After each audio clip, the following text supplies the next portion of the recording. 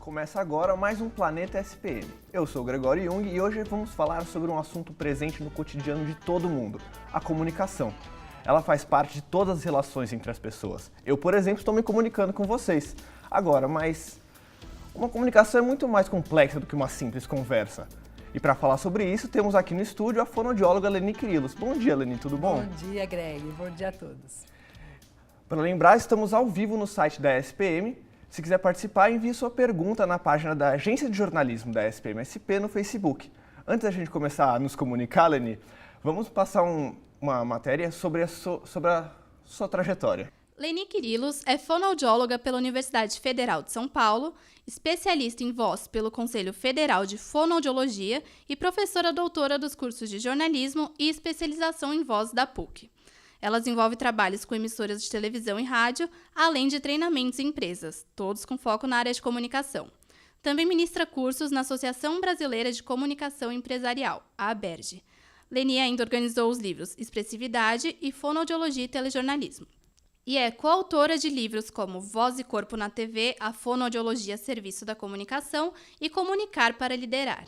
E Leni, o que te levou a trabalhar nessa área da fonoaudiologia? Gregório, eu gosto muito da comunicação. A comunicação aproxima as pessoas, faz com que elas, inclusive, sejam mais felizes. É muito comum que a gente lide com situações de comunicação onde a gente constrói mal entendidos, né? Aquela situação onde a pessoa fala uma coisa, o outro entende outra e muitas vezes leva a mal e por aí vai. Eu sempre me interessei por essa questão e penso que quando você se prepara para desenvolver uma boa comunicação, você aumenta muito a tua possibilidade de acerto nesse processo e, consequentemente, você se sente mais feliz, porque você se expressa melhor e é melhor compreendido. Sim. E como você define a comunicação? A definição mais clássica de comunicação tem a ver assim, comunicar significa você tornar comum uma ideia, um pensamento que você tenha, uma atitude que você pretende provocar no outro. Então, quando a gente considera que a comunicação não é o que sai da nossa boca, mas o que chega no ouvido do outro, é fundamental que você conheça como esse processo acontece para ter a maior possibilidade de fazer com que o outro entenda exatamente aquilo que você está buscando, nessa busca por tornar comum. Sim. E existe uma fórmula para essa boa comunicação? Olha só, hoje a gente tem um conceito de comunicação que tem muito a ver com a característica da autenticidade.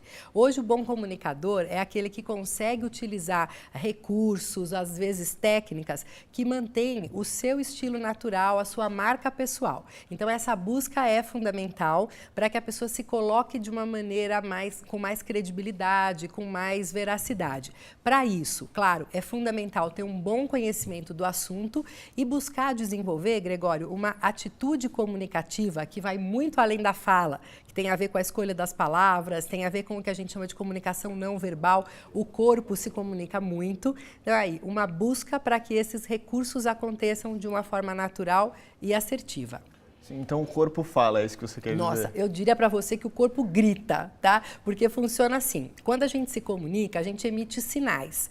Parte desses sinais vem da escolha das palavras, que seriam os nossos recursos verbais. Então, as palavras que a gente utiliza, o modo como a gente organiza as frases, as expressões que a gente tende a utilizar.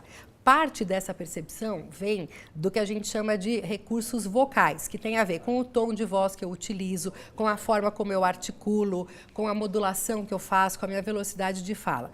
E 55% dessa história, Gregório, vem do corpo. Então, o corpo se sobrepõe.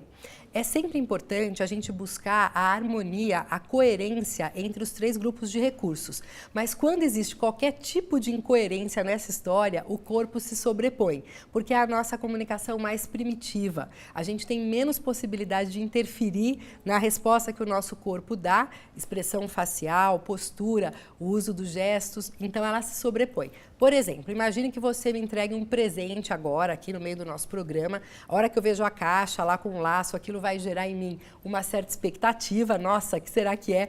Imagine que eu abro o presente, olhe e veja que é uma coisa assim que eu jamais usaria, tá? Na hora, claro, eu vou tentar selecionar palavras simpáticas, afinal de contas você não tinha nenhuma obrigação de me dar o presente. Eu consigo controlar as palavras, o corpo e o tom da minha voz provavelmente não, então é provável que eu faça algo do tipo: Nossa, é lindo, adorei.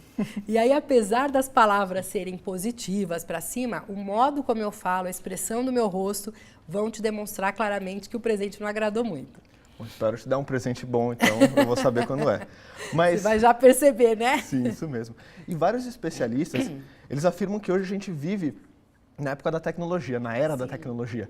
E não dá para negar que ela está em toda parte no nosso dia a dia.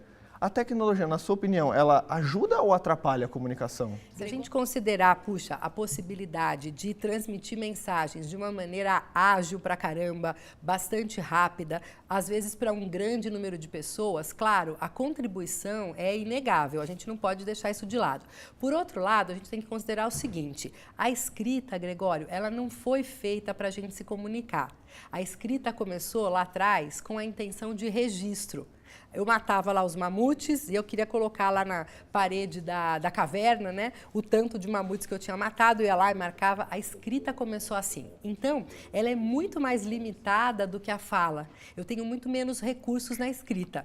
Tanto que quando a gente manda uma mensagem em rede social e tudo, é comum que a gente sinta a necessidade de colocar o desenhozinho, alguma coisa que ajude a ilustrar, porque ela é mais limitada. Veja, se eu faço um convite para você ir na minha casa hoje à noite, eu chego para você e falo assim, Gregório, hoje à noite vou fazer uma pizza lá em casa, vai lá.